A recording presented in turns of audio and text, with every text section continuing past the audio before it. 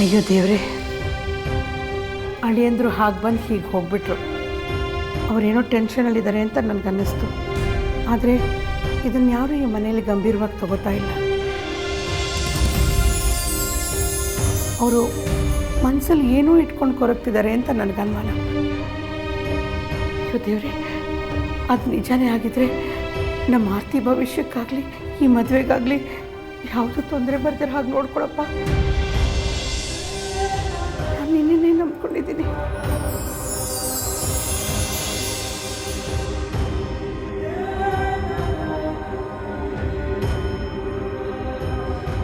ಅಮ್ಮ, ಗೌತಮ್ ಅವರು ಅಕ್ಕ ಫೋನ್ ರಿಸೀವ್ ಮಾಡಿಲ್ಲ ಅಂತ ಮನೆಗೆ ಗಾಬರಿಯಾಗಿ ಹುಡ್ಕೊಂಡು ಬಂದ್ಬಿಟ್ಟಿದ್ರಂತೆ.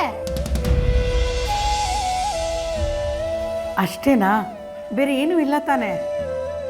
ಇಲ್ಲಮ್ಮ. ಈಗಿನ ಕಾಲದ ಮಕ್ಕಳು ಸಣ್ಣ ವಿಷಯನ ದೊಡ್ಡದು ಮಾಡಿಬಿಡ್ತಾರೆ. ಅವತ್ತು ಗೌತಮ್ ಬಂದು ಹೋಗಿದ್ದು ನೋಡಿ ನಾನು ಅವರು ಆರ್ತಿ ಮೇಲೆ ಕೋಪ ಮಾಡ್ಕೊಂಡಿದ್ದಾರೆ ಅಂದ್ಕೊಂಡ್ಬಿಟ್ಟೆ. ಎಲ್ಲ ಚೆನ್ನಾಗಿ ನಡೀತಿರುವಾಗ ಮದುವೆಗೆ ಏನಾದರೂ ತೊಂದರೆ ಆಗ್ಬಿಡುತ್ತೇನೋ ಅಂತ ಟೆನ್ಷನ್ ಅಷ್ಟೇ ಕಣೆ. ಟೆನ್ಷನ್ ಮಾಡ್ಕೋಬೇಡಮ್ಮ. ಮದುವೆ ಯಾವಾಗ ಹೇಗೆ ನಡಿಬೇಕೋ ಹಾಗೆ ನಡೆಯುತ್ತೆ. ಯೋಚನೆ ಮಾಡಬೇಡಮ್ಮ. ದೇವ್ರ ಹತ್ರ ನಾನು ಬೇಡ್ಕೋತೀನಿ.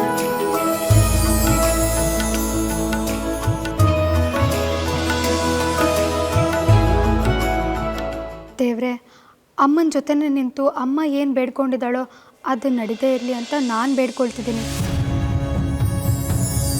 ಅಕ್ಕ ಯಾರನ್ನು ಪ್ರೀತಿಸ್ತಿದ್ದಾಳೋ ಅವ್ರ ಜೊತೆನೇ ಮದುವೆ ಆಗೋ ಥರ ಮಾಡಪ್ಪ. ಅಮ್ಮನ ಮನಸ್ಸು ಅದ್ರ ಕಡೆನೇ ವಾಲೋ ಥರ ಮಾಡಪ್ಪ.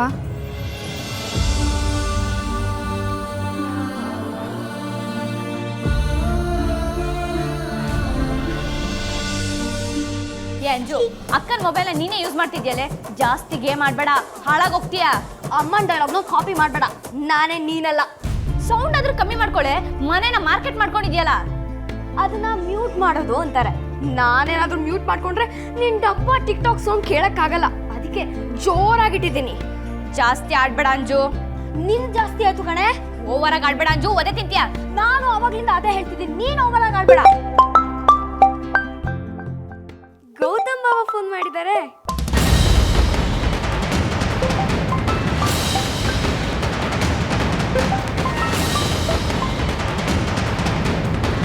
ಅಕ್ಕ, ಅವ್ರು ಫೋನ್ ಕೊಟ್ಟಾಗಲೇ ಸೇವ್ ಮಾಡ್ಕೊಂಡಿದ್ದೆ, ತಗೋ.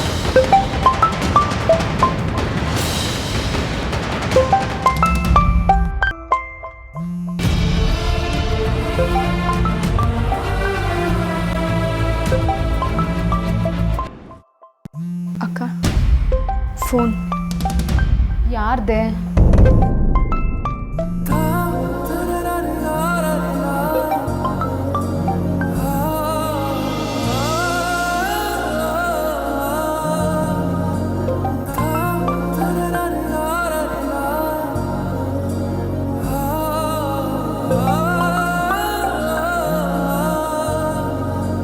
ಆರ್ತಿ, ಪ್ಲೀಸ್ ರಿಸೀವ್ ಮಾಡಿ, ನಾನು ಮಾತಾಡಬೇಕು.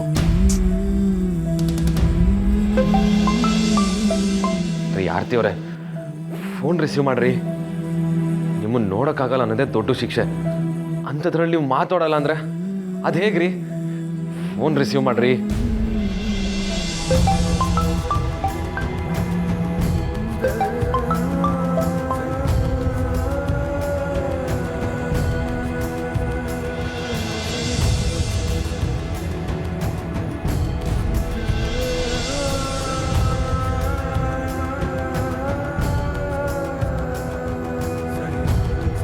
ವಿಕ್ರಾಂತ್ ಅವರೇ, ನನಗೆ ಫೋನ್ ಮಾಡಬೇಡಿ, ನನ್ನ ಫಾಲೋ ಮಾಡಬೇಡಿ ಅಂತ ಎಷ್ಟು ಹೇಳಿದ್ರು ಅದನ್ನೇ ಮಾಡ್ತಿರಲ್ಲ. ಈಗ ನೀವು ಹೀಗೆ ಕಾಲ್ ಮಾಡಿದ್ರೆ ನಾನು ಹೇಗೆ ಮಾತಾಡೋಕ್ಕಾಗುತ್ತೆ ಹೇಳಿ? ಆರ್ತಿ ಅವರೇ, ನನ್ನಿಂದ ನಿಮಗೆ ತೊಂದರೆ ಆಗ್ತಿದೆ, ಬೇಜಾರಾಗ್ತಿದೆ. ನಾನು ಸರಿ ಇಲ್ಲ, ನಾನೊಬ್ಬ ಲೋಫರ್ ಅಂತ ನನಗೆ ಗೊತ್ತು ರೀ. ಆದರೆ ಏನು ಮಾಡೋದು, ಈ ಬಡ್ಡಿ ಮಗಂದು ಹಾರ್ಟ್ ಇದೆಯಲ್ಲ, ಇದು ಯಾರ ಮಾತು ಕೇಳಲ್ಲ ರೀ. ಲವ್ ಆಗೋಗಿದೆ ರೀ, ಅದಕ್ಕೆ ನಿಮ್ಮ ಮೇಲೆ ಹೆವಿಯಾಗಿ ಲವ್ ಆಗಿದೆ. ಸಿಕ್ಕಾಪಟ್ಟೆ ಕಂಟ್ರೋಲ್ ಮಾಡಿದ್ರೆ ಪಡ್ಕೊಳ್ಳೋದನ್ನೇ ನಿಲ್ಸೋ ಚಾನ್ಸ್ ಇದೆ ರೀ.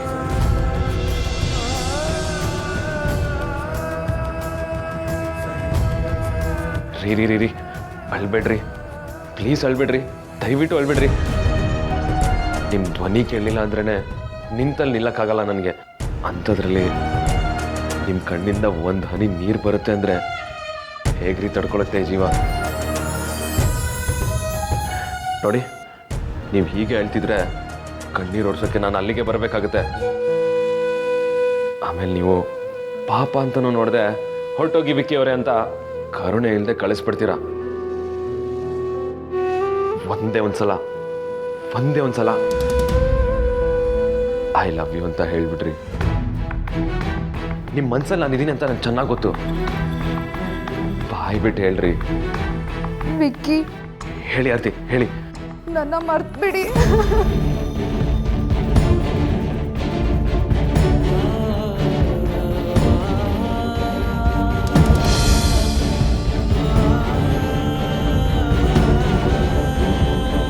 ಕುಮಾರಸ್ವಾಮಿ ಲೇಔಟ್ ಬರ್ತೀರಾ? ಅಲ್ಲೆಲ್ಲಿ ಮೇಡಮ್? ವಾಸವಿ ಹಾಸ್ಪಿಟಲ್ ಇದೆಯಲ್ಲ, ಅದ್ರ ಆಪೋಸಿಟ್ ರೋಡ್.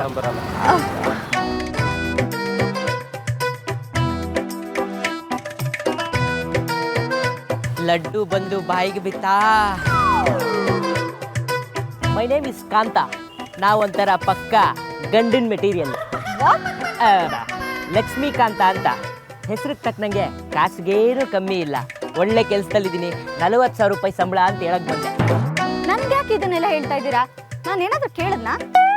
ನಿಮಗೆ ಸಂಕೋಚ ಆಗ್ಬೋದು ಅಂತ ನಾನೇ ಹೇಳಿದೆ. ರೀ, ಯಾಕ್ರಿ ಏನೇನೋ ಮಾತಾಡ್ತಾ ಇದ್ದೀರಾ? ಏನು ಫ್ಲರ್ಟ್ ಮಾಡ್ತಾ ಇದ್ದೀರಾ? ಆಗಲೇ ಮಿಸ್ಅಂಡರ್ಸ್ಟ್ಯಾಂಡಿಂಗಾ? ದಯವಿಟ್ಟು ತಪ್ಪು ತಿಳ್ಕೊಳಕ್ಕೆ ಹೋಗಬೇಡಿ. ನೀವು ಆಟೋದವ್ರ ಹತ್ರ ಬರ್ತೀರಾ ಅಂತ ಮಾತಾಡ್ತಾ ಇದ್ದಿದ್ದು ಕೇಳಿಸ್ಕೊಂಡೆ. ನನ್ನ ಹತ್ರನೂ ಕಾಸಿರಲಿಲ್ಲ, ಅದಕ್ಕೆ ಶೇರ್ ಮಾಡೋಣ ಅಂತ ಬಂದೆ. ಆಗ್ಲೇ 40,000 ಸಂಬಳ ಅಂತ ದೊಡ್ಡದಾಗಿ ಬಿಲ್ಡಪ್ ಕೊಡ್ತಾ ಇದ್ರಿ. ಈಗ ಕಾಸಿಲ್ವಾ? ಅದು ಕ್ಯಾಶ್, ಹಾರ್ಡ್ ಕ್ಯಾಶ್ ಇಲ್ಲ ಅಷ್ಟೇ. ಬ್ಯಾಂಕ್ ಬ್ಯಾಲೆನ್ಸು ಜೋರಾಗೇ ಇದೆ. ನಮ್ದೆಲ್ಲ ಆನ್ಲೈನ್ ಟ್ರಾನ್ಸಾಕ್ಷನ್. ನೀವು 40 ನಾನು ಅಂತಾದ್ರೆ ಓಕೆ. ನಿಮ್ಮ ಜೊತೆ ಟೈಮ್ ಸ್ಪೆಂಡ್ ಮಾಡೋಕ್ಕೆ 10% ಅಂದ್ಕೊಳ್ತೀನಿ ಬಿಡಿ. ಆಗಲ್ಲ ಅಂತಂದ್ರೆ ಬೇಡ ಬಿಡಿ. ಹಾಗೆಲ್ಲ ಏನಿಲ್ಲ, ಆಗ್ಬೋದು ರೀ. ಯಾವುದೋ ಆಟೋನೇ ಬರ್ತಿದ್ವೆ. ಅಯ್ಯೋ ಬರ್ಲಿ ನಿಧಾನಕ್ಕೆ ಬರ್ಲಿ. ಏನಂದ್ರೆ? ಏನಿಲ್ಲ, ಆಟೋ ಬೇಗ ಬರ್ಲಿ ಅಂದೆ.